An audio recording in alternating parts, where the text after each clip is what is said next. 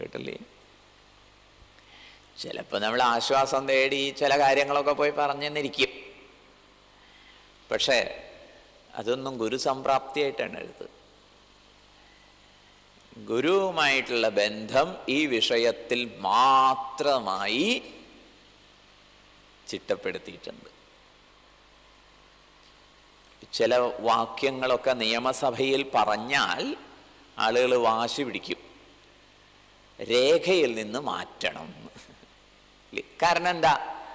അത് ഈ നിയമസഭയുടെ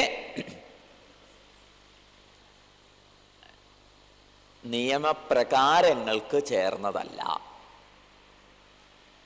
അതിൻ്റെ അന്തസത്തയ്ക്ക് യോജിച്ചതല്ല. ഇതുപോലെ നിങ്ങൾ പല കാര്യത്തിനും ഗുരുവിനെ സമീപിച്ചിട്ടുണ്ടാവും. പക്ഷെ അതൊക്കെ ഗുരു സംപ്രാപ്തിയായിട്ട് എണ്ണിക്കൂടാ.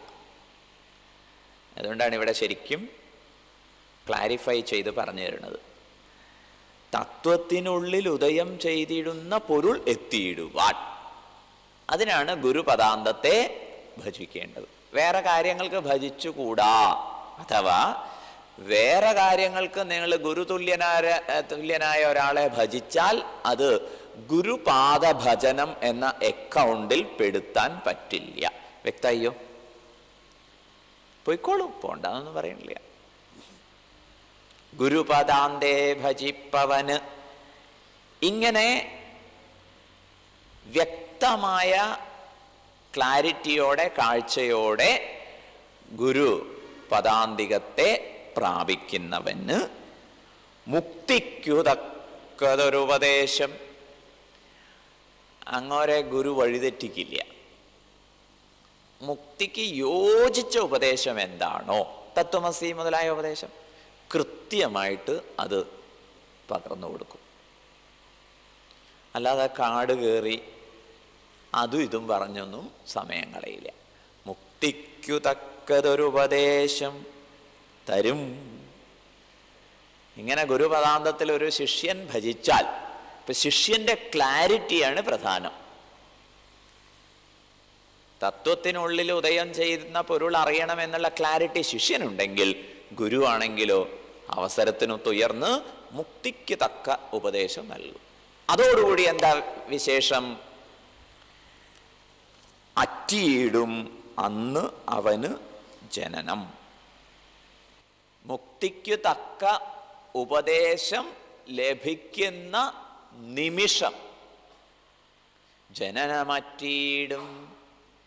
ജനിമൃതി ദുഃഖ സങ്കീർണതകളൊക്കെ അന്നത്തോടെ അവസാനിച്ചു.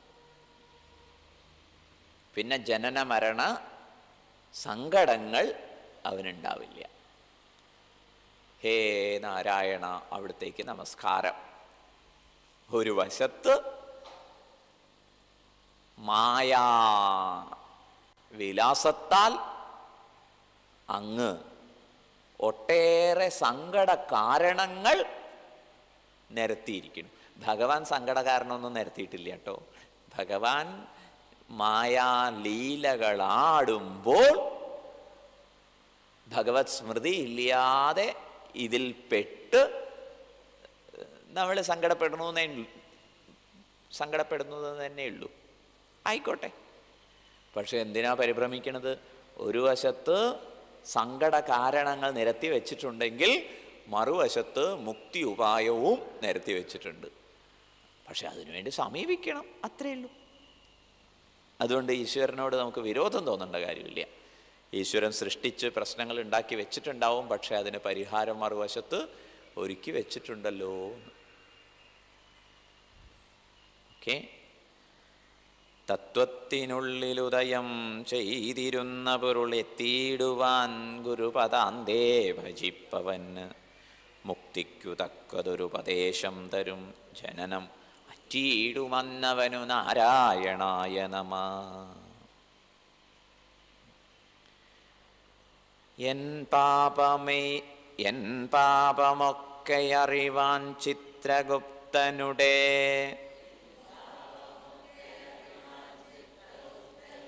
സമ്പൂർണ്ണ ലിഖിതഗിരം കേട്ടു ധർമ്മപതി എൻ പക്കലുള്ള ദുരിതം പാർത്തു കാണുമളവ്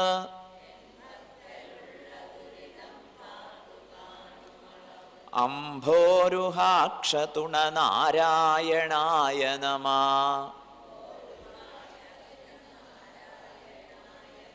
എൻ പാപമൊക്കെ അറിവാൻ ചിത്രഗുപ്തനുടെ സമ്പൂർണ്ണ ലിഖിതഗിരം കേട്ടു ധർമ്മപതി എൻ പക്കലുള്ള ദുരിതം പാർത്തു കാണുമളവംഭോരുഹാക്ഷതുണ നാരായണായ നമഃ. എൻ പക്കലുള്ള, എൻ്റെ കയ്യിലുള്ള. പാസ്ബുക്കൊക്കെ നമ്മുടെ കയ്യിലുണ്ട് എന്ന് പറയുക. കണക്ക് ബുക്ക്, അക്കൗണ്ട് ബുക്ക്. അതാരാ എഴുതുന്നത്? ചിത്രഗുപ്തനാണ്. ഗുപ്തമായി രഹസ്യമായി ചിത്രം, ഓർമ്മകൾ, അനുഭവങ്ങളുടെ ഓർമ്മക്കുറിപ്പുകൾ മുദ്രണം ചെയ്യുന്ന ആള് ചിത്രഗുപ്തൻ. എൻ പക്കലുള്ള ദുരിതം. ദുരിതം എന്ന് പറയാൻ കാരണം എന്താണ്?